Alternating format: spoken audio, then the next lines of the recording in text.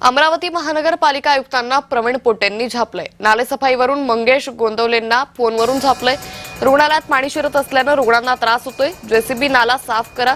आमदार प्रवीण पोटे यांनी अधिकाऱ्यांना हे निर्देश दिलेले आहेत। तर रुग्णालयात पाणी शिरत असल्यानं रुग्णांना त्रास होत असल्याचं त्यांनी म्हटलेलं आहे। आपल्या इरविन पासून तर डफलिन पर्यंत पूरा नाला क्लिअर करा। डायरेक्ट पोकलँड लावा तिथे, खोल करा त्याला, भिंती पाडायची गरज नाही, खोल करा त्याला, पाण्याची कॅपॅसिटी वाढवा त्याची, आणि ते ट्रकही लावा, डंपर लावून द्या, पटापट भरणं होऊन जाते सगळं। हा, आणि तुम्हाला हे पाहिजे असेल तर आम्ही सगळे जण तिथे उभं राहतो, समजलं ना?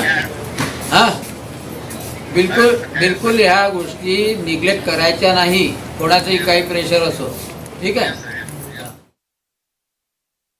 आयुक्त यांना तक्रार सुद्धा केली होती की बाबा हा नाला जो आहे हा मोकळा करा, जेणेकरून लोकांच्या घरात पाणी जाणार नाही, हॉस्पिटलमध्ये पाणी येणार नाही। मागच्या वेळेस जर आपण पाहिलं असेल, आपण आपल्या याच्यातूनच, आपल्या मीडियातून आपण दाखवलं की लोकांच्या घरात टोंगणावर पाणी होतं। हे चांगलं नाही आहे की स्वतःचा कुठे स्वार्थ असेल त्या स्वार्थापोटी जर कोणी काम करत असेल ते चांगलं नाही आहे।